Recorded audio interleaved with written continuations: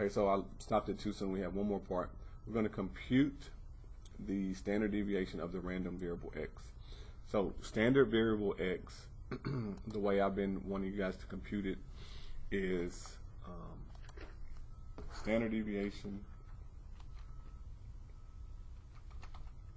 It's going to be my abbreviation. It's going to be equal to what we call e of x squared,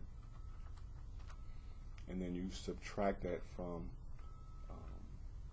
e of x, the whole thing squared. So e expected value e of x, the whole thing squared. So this is again one of the formulas that we see in the textbook. So we're going to do, we already have e of x. Okay, so I need to find e of x squared. I'm going to label this column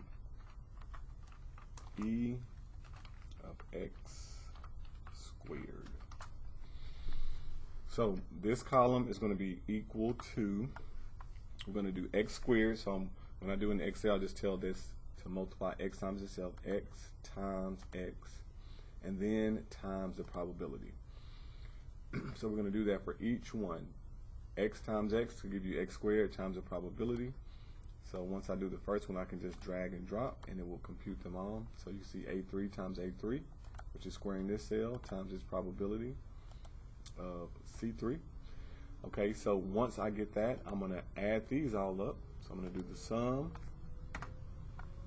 That gives me 35. So my standard deviation is going to be equal to this number minus, we're going to do this number squared. So this times itself. So the order of operations should kick in.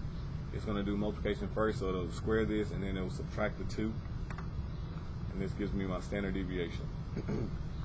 So the standard deviation is telling you,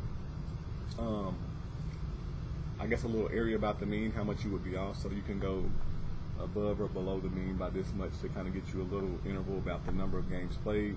So if I was like to subtract 1.25, that would leave me about 4 games, which is the low end. If I add up the 1.25 to the mean, that would put me at almost 7 games. So it's kind of like telling you the error. You could be within that margin of error.